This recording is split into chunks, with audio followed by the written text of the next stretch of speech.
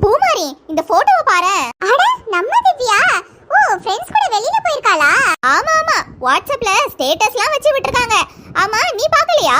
இல்ல சிவானி, என் வாட்ஸ்அப்ல இந்த ஸ்டேட்டஸ் காட்டவே இல்லையே. அச்சச்சோ, அப்போ உன்னை ஹைட் பண்ணிருப்பான்னு நினைக்கிறேன். இருக்கலா சிவானி, வெளியில போயிருக்கால. இத பார்த்துட்டு நான் அப்பா கிட்ட ஏதாச்சும் போட்டு கொடுத்துருவேன்னு அவ பயந்து ஹைட் பண்ணிட்டா போல.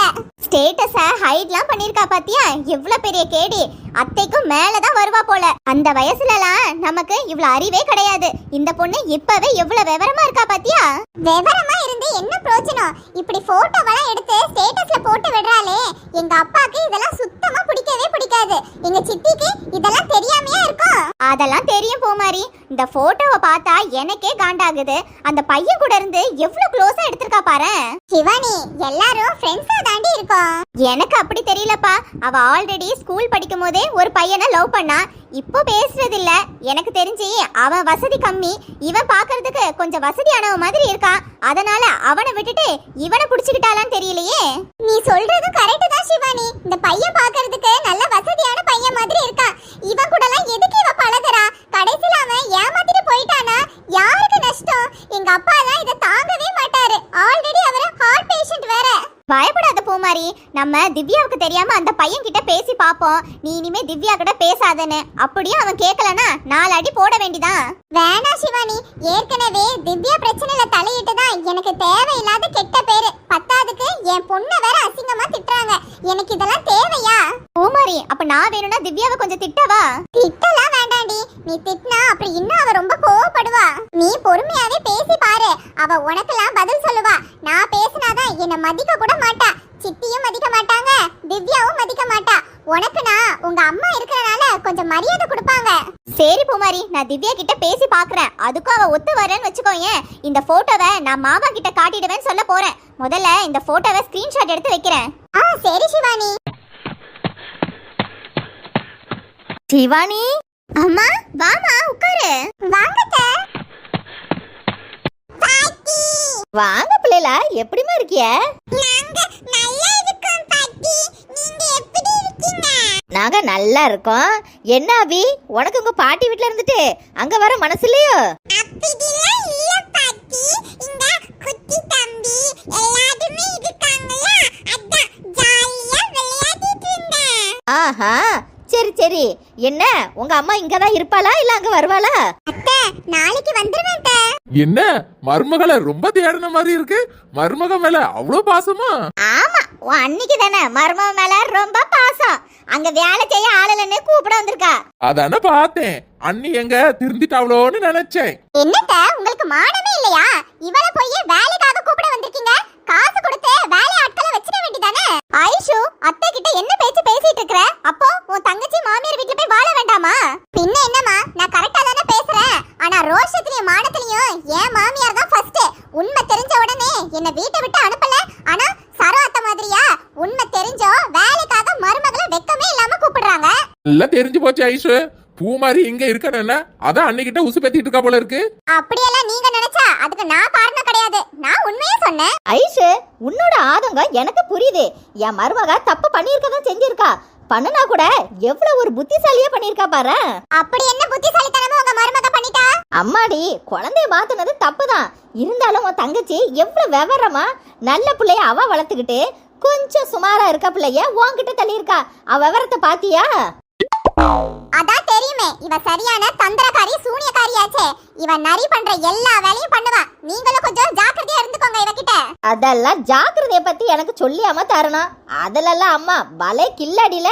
என்ன ஐஷு, நானும் பாத்துக்கிட்டு தான் இருக்கேன். உன் தங்கச்சி பூமாரி உன் கூட பிறந்தவ தானே. இவ்வளவு ஒரு விரோதியா பாக்குற? என் கூட பிறந்தவனே நான் சொல்லவே இல்லையே. நீங்க எல்லாரும் தான் சொல்லிட்டு இருக்கீங்க. என்ன சுபா, உன் மொவ பிள்ளைய மாத்தின மாதிரி நீயும் பிள்ளைய மாத்திட்டியோ? ஏன் நீங்க வேற? அவ ஏதோ கோவத்துல பேசிட்டு இருக்கா. அவ பேசுறதுல நீங்களும் உண்மை நம்புறீங்களே. ஐஷு, நீ இனிமே எப்ப உங்க மாமியார் வீட்டுக்கு போவாமா? ஏன் பாட்டி, நான் இங்க இருக்கிறதுல உங்களுக்கு ஏதாச்சும் கஷ்டமா? நான் எங்கேயும் போக மாட்டேன். நான் எங்க அம்மா வீட்ல தான் இருப்பேன். சரியா போச்சு சுபா. இனிமே உன் பாடு டெய்லி டெய்லி திண்டாட்டம் தான் போல. அவ சொல்லிட்டு இருக்கா அண்ணி. அப்படியே விட முடியுமா? இன்னும் கொஞ்ச நாள் கழிச்சு நாங்க எல்லாரும் பேசி ஒரு முடிவு எடுப்போம். சரி சரி, சீக்கிரமா விட பாத்துக்கிடுங்க. சரி அண்ணி. அத்தை, பிரகாஷ் எப்படி இருக்காரு? அவனுக்கு என்ன, அவன் நல்லா இருக்கான். நேத்து ராத்திரியே அங்க உங்க வீட்டுக்கு வருவேன்னா நான் தான் சத்தம் போட்டு வச்சிருந்தேன். அங்க கூட்டம் நிறைய இருக்கு, படுக்க ஆள் இல்ல, மறுநாள் போலான்னு. ஐயோ, நீ இல்லைன்னா அவன் ஒரு நிமிஷம் கூட வாழ மாட்டான் போல இருக்க. என்ன ஐஷு, உன் புருஷன் உன்கிட்ட போன போட்டு பேசுவானா? இல்ல பாட்டி, நான் எதுக்கு அவன் கிட்ட போன் பேசணும்? அவனா போன் போட்டா பாத்துக்கலாம். நான்லாம் அப்படியே இறங்கி போக மாட்டேன். அண்ணி, பிள்ளைய நல்லா சூப்பரா வளர்த்து வச்சிருக்கீல. என் மானத்தை கப்பல்ல ஏத்திட்டு இருக்கா அண்ணி. எல்லாரும் இருக்கீங்களேன்னு பாக்குறேன். இல்லனா 4 வாரத்தை திட்டி விட்டுருவேன். அம்மா, ஐஷோ வாய மூடுன.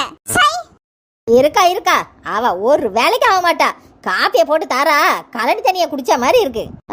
நீ இல்லனே கஷ்டமா தாண்டி இருக்கு. நீனா காப்பி டீ நல்லா திக்கா போட்டு தருவா, நல்ல விதவிதமா டிஃபன்லாம் வச்சு தருவா. அவ அப்படியா? அந்த லூசுக்கு இட்லி தோசையை விட்டா வேற என்ன தெரியுது? பரவாயில்லையே அண்ணி, முதலா உங்க வாயாலேயே எங்க வீட்டு பொண்ணா புகழ்ந்து பேசிருக்கீல, அதிசயமா இருக்க. என்ன பண்றது, அந்த அளவுக்கு அங்க கஷ்டத்தை அனுபவிச்சுட்டு இருக்கேன். பாருடி பாரு, பூமாரி அவங்க மாமியார் வீட்ல எவ்வளவு நல்லபடியா நடந்திருந்தா அவங்க வாயில இருந்து இப்படி வார்த்தை வரும். சை, நீயே இருக்கிறியே, கொஞ்சமாச்சு உன் தங்கச்சியை பார்த்து கத்துக்க. அம்மா, உன் மக பூமாரி இருக்காளே, சரியான நடிப்புக்காரி. அவளை மாதிரி நடிச்சிட்டுலாம் என்னால வாழ முடியாது. அவ இடத்துக்கு தகுந்த மாதிரியும் ஆட்களுக்கு தகுந்த மாதிரி நடிச்சுப்பா. ஐதியக்காரி, அப்படி ரொம்ப நாளா நடிச்சுட்டே வாழ முடியாது. நீயும் இருக்கிறியே, கொஞ்சமாச்சு ஞானமா அறிவா நடந்துக்கோடி. இப்படி நல்ல வாழ்க்கையை விட்டுட்டு ஏண்டி இங்க வந்து கஷ்டப்படுற? இப்பவே பாரு, நீ எப்போ உன் மாமியார் வீட்டுக்கு போவேன்னு ஆட்கள் கேக்குறாங்க. இன்னும் நீ தெருவில் நடந்து போனா அக்கம் பக்கத்துல இருக்கிறவங்க எல்லாரும் கேட்பாங்க. அப்புறம் ஊரே கேட்கும். அப்போ மூஞ்சி தூக்கி எங்க வச்சுப்ப? சும்மா இருமா, ஊர் என்ன பேசினா எனக்கு என்ன? மத்தவங்களுக்காகலாம் என்னால வாழ முடியாது. எனக்கு பிடிச்ச மாதிரி தான் என் வாழ்க்கையை வாழுவேன். சரி, உன் தலையில கஷ்டத்தை தான் அனுபவிக்கணும்னு இருந்துச்சுன்னா யாரால மாத்த முடியும்? சரி, அம்மாவும் பிள்ளையும் சண்டை போட்டுட்டு கிடக்காதுங்க. இன்னைக்கு காலையில என்ன டிஃபனை போட்டியே? என்னம்மா, இப்பதானம்மா அங்க இருந்து சாப்பிட்டுட்டு வந்த, அதுக்குள்ள உனக்கு பசி எடுத்துட்டா? யாரு சொன்னாடி? நான் ஒரு தோசை தான் தின்னேன், எனக்கு சட்னி எதுவுமே பிடிக்கல. ஏம்மா, உங்க வீட்ல என்ன டிஃபனை போட்டிருக்கிய? பாட்டி, சப்பாத்தியும் வெஜ் குருமாவும் சாப்பிடுறீங்களா? யாரு? ஏன் தங்க பாத்தி பூமாரியே போட்டா?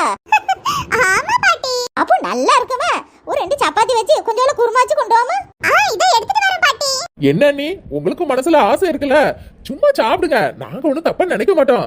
பூமாரி, உங்க அத்தைக்கும் 2 சப்பாத்தி சேர்த்து எடுத்துட்டு வா. ஏய், நான் உன்கிட்ட சாப்பாடு கேட்டேனடி. அண்ணி, நான் ஒன்னும் சாப்பாடு வேணுமான்னு கேட்கல, டிஃபன் சாப்பிடலான்னு கேட்டேன்.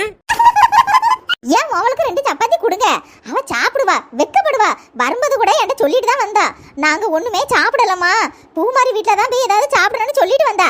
ஏன் சார வெக்கப்படுறா, சும்மா வாங்கி சாப்பிடு. ஐயோ கடவுளே, இந்த கிழவிய போய் நானும் கூட்டு வந்த பாருங்க, என் மானத்தை கப்பல ஏத்துறாப்பா. இருங்கட்ட, உங்களுக்கும் சேர்த்து எடுத்துட்டு வரேன். 2 இல்ல 3 சப்பாத்தியா எடுத்துட்டு வா. என் பேரனுக்கும் சேர்த்து சப்பாத்தி கொடுப்பேன். என்ன ரசா, நீ சாப்பிடு. அண்ணி, நீங்க பழச்சுக்கிடுவிய. எப்படி மாமியார் வீட்லயும் பூமாரினா அவ்வளவு பிடிச்சிருக்கு, எங்க அம்மா வீட்டு சைடுலயும் பூமாரினா அவ்வளவு பிடிச்சிருக்கு.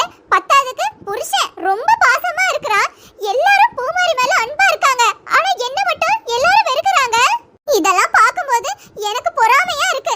யாருமே என்கிட்ட பாசமாவே இருக்க மாட்டாங்க. ஆனா இத இப்படியே விடக்கூடாது. பூமாரியையும் எல்லாரும் வெறுக்க வைக்கணும். திவ்யா, நில்லு. எங்க போயிட்டு வர? நான் என் ஃப்ரெண்ட்ஸ் வீட்டுக்கு போயிட்டு வரேன். இப்போ உங்களுக்கு என்ன? ஓ, ஃப்ரெண்ட்ஸ் வீட்டுக்கு போயிருந்த, இத நாங்க நம்பணும். ஆமா அண்ணி, ஃப்ரெண்ட்ஸ் வீட்டுக்கு தான். திவ்யா, போய் சொல்லாத. நீங்க எல்லாரும் சேர்ந்து மாலுக்கு தானே போயிருக்கீங்க. ஃப்ரெண்ட் வீடுன்னு எதுக்கு போய் சொல்ற? அது எப்படி உங்களுக்கு தெரியும்? வாட்ஸ்அப் ஸ்டேட்டஸ்ல பார்த்தேன். ஐயோ, இவங்கள ஹைட் பண்ணணும்னு நினைச்சேனே. ச்சே, மறந்துட்டேன் போல. கரெக்ட்டா எங்க கண்ணுல மாட்டிருச்சே. இப்போ என்ன, ஃப்ரெண்டுக்கு பர்த்டே, அதான் மாலுக்குலாம் போயிட்டு வந்தோம். நான் அம்மா கிட்ட சொல்லிட்டு தான் போனேன். இந்த மாதிரி சுத்துற வேலையெல்லாம் வெச்சுக்காத திவ்யா, மாமாக்கு சுத்தமா பிடிக்காது. அப்புறம் ஏதோ ஒரு பையன் கூட சேர்ந்து போட்டோ போட்டுருக்கே, யார் அந்த பையன்? நினைச்சேன் ஸ்டேட்டஸ்ல அந்த பையன் கூட போட்டோ போட்டது தானே உங்களுக்கு பிரச்சனை. அவன் வேற யாரும் கிடையாது, என் ஃப்ரெண்டு தான். நீங்க ஒன்னும் தப்பா நினைக்காதீங்க. நாங்க தப்பா நினைக்கலனாலும் உன் ஸ்டேட்டஸை பார்த்தவங்க எல்லாம் தப்பா தான் நினைப்பாங்க. ஃப்ரெண்டுன்னு தானே சொல்றேன், ஏன் தள்ளி நின்னு போட்டோ எடுக்க வேண்டியதானே? நீங்களாம் இன்னும் எந்த காலத்துல இருக்கீங்க? நான் அப்படி என்ன பண்ணிட்டேன்? கையை பிடிச்சு தானே போட்டோ எடுத்தேன். இதெல்லாம் ஒரு தப்பா? என்ன திவ்யா, இந்த மாதிரி போட்டோவெல்லாம் அப்பா பார்த்தாருன்னா எவ்வளவு மனசு கஷ்டப்படுவாரு. இனிமே பசங்க கூட சேர்ந்து போட்டோ எடுக்காத. அண்ணி, இவ்ளோ நாளா நீங்க என்கிட்ட எதுவுமே கேட்டதும் கிடையாது. எவ்வளவு நல்லவங்களா இருந்தீங்க. இப்ப எல்லாமே துருவி கேக்குறீங்கன்னா ஏத்தி விடுறதெல்லாம் இந்த பூமாரி அக்கா தானே. எனக்கு எல்லாம் புரியும். சும்மா இரு திவ்யா, பூமாரி மேல குறை சொல்லாத. இந்த ஸ்டேட்டஸை பார்த்தது என் போன்ல இருந்து. நீ எவ்வளவு ஒரு கேடியா இருந்தா பூமாரிய ஹைட் பண்ணி வச்சிருப்ப. ஆமா, இப்படி எல்லாம் கேள்வி கேட்பாங்கன்னா ஹைட் பண்ணி வச்சிருந்தேன். போட்டோ பார்க்காமயே இவ்ளோ குறை சொல்றாங்க. போட்டோவெல்லாம் பார்த்திருந்தா ஒரு பெரிய கதை கட்டி பெரிய பிரச்சனையை ஆக்கிருப்பாங்க. திவ்யா, உன் நல்லதுக்காக தானே பேசிட்டே இருக்கோம். அந்த பையனை பார்த்தாலே தெரியுது பணக்கார வீட்டு பையன் மாதிரி இருக்கான். உன்கிட்ட சும்மா டைம் பாஸ்க்கு பழகிட்டு அப்புறம் கலட்டி விட்டுருவான். இதெல்லாம் உனக்கு தேவையா? நீ இதுக்கு மேலேயும் பேசுனேன்னு வச்சுக்கோயேன், அந்த பையனை போய் நேர்ல 4 திட்டு திட்டிட்டு வந்துருவேன். அவன் எவ்வளவு பெரிய ஆளு தெரியுமா? அவன் கிட்டலாம் நீங்க நெருங்க கூட முடியாது. ஹலோ ஹலோ, அவன் எவ்வளவு பெரிய ஆளா இருந்தாலும் எனக்கு பயம் கிடையாது. நீ இனிமே அந்த பையன் கிட்ட பேசக்கூடாது.